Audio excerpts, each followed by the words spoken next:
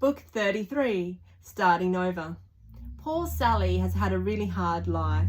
Her parents tossed her away and she's been raised in a series of unfortunate foster homes.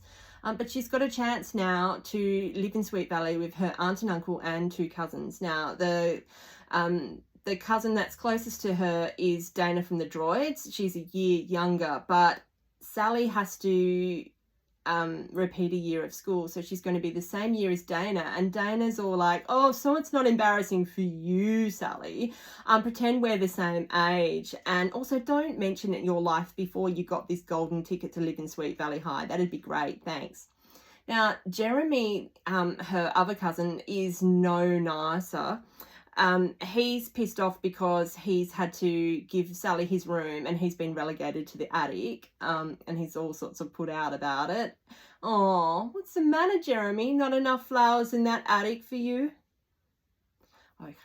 He's also really annoyed that one of his friends seems to be interested in Sally, and Sally's impressing the pants off her aunt and uncle and being all kinds of helpful around the house, and it's showing up Dana instead of helping. Dana is just pissed off and jealous, and just they're both kids are being really horrible to Sally, and Sally's only comfortable when she's at Kelly's dive bar, because at least she knows how to handle the cretins there, being really street smart and everything. But it looks like it's not going well, and everyone thinks that everyone thinks that Sally's going to be kicked on. So on what they think is her last day, Jeremy's driving with Sally and Dana in the car, and he picks up two hitchhikers, even though street smart Sally said not to. He does. He picks up these two guys, and they're in the back seat with Dana, practically threatening to rape her. And if they don't drive them to Kelly's bar and give them all their money. So when they get to Kelly's, Sally takes one for the team and tells her cousins to shove off, and I'll stay here with these guys. And so they leave her, but they don't get very far before they start to think, oh, why would Sally prefer to be with those guys than us? And they figure it out, and they get some Sweet Valley High kids to come with them to storm Kelly's and save Sally and embrace her and call her their sister, which is quite lucky because it turns out she wasn't getting kicked on. Her aunt and uncle are going to adopt her, and these three kids finally know how to play nice with each other, and it's going to work out, and Sweet Valley does it again. Book 34, Forbidden Love. Michael and Maria are the Romeo and Juliet of Sweet Valley High, and they're so serious about each other that these fools decide that the natural next step in their relationship is to get engaged. So no one can resist the sight of a sparkling new ring on Maria's finger, and the whole school's fawning all over them except for Winston, who's eating his heart out because he has a massive crush on Maria and seems set for heartbreak. And no one's noticing that Maria is really nice and Michael is horrible, absolutely horrible. Now, this is a nifty time for the school to have an offbeat assignment where boys and girls are paired off with each other as husband and wife, and they have to face the kind of compatibility discussions that you should have before you get married, which is about your expectations of lifestyle, working, whether you have children or not, how you raise them, public school or private school, what kind of house you want to live in, where you want, what kind of lifestyle and vacations, and how you manage your money, just everything. And through this process, Maria is finding out that her future lifestyle with Michael will be absolutely insufferable, but she's still swept away by the romance of it all. So Lila, the queen of lavish parties, throws them an engagement party, which is more or less a wedding reception. I kid you not, it has a guest book, there's an actual wedding cake. It's all the kind of things you would do for your own wedding, not a couple of kids from school that you hardly have any responsibility at all for.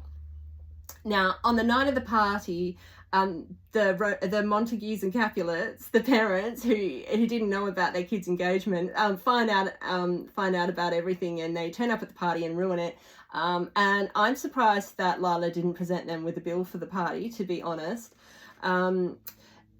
Michael and Maria do break up, and Maria is heartbroken, and Winston runs in and cheers her up, and they're going to be happy, and Michael can rot in hell. Book 35, Out of Control. The subject of this book is Aaron Dallas. He is the star of the soccer team and Jeffrey French's best friend. So as besties, Jeffrey and Aaron and their girls hang out all the time, which is a problem for Liz, first of all, because Aaron is starting to have some really scary displays of temper, including violence. And Liz isn't fond of his girlfriend either, because she talks to Aaron in baby talk, and it is really, really horrible to read. But she later confides to Liz that she just does it because it's the only thing that calms Aaron down, and someone has to do something because Aaron seems on a collision course with disaster.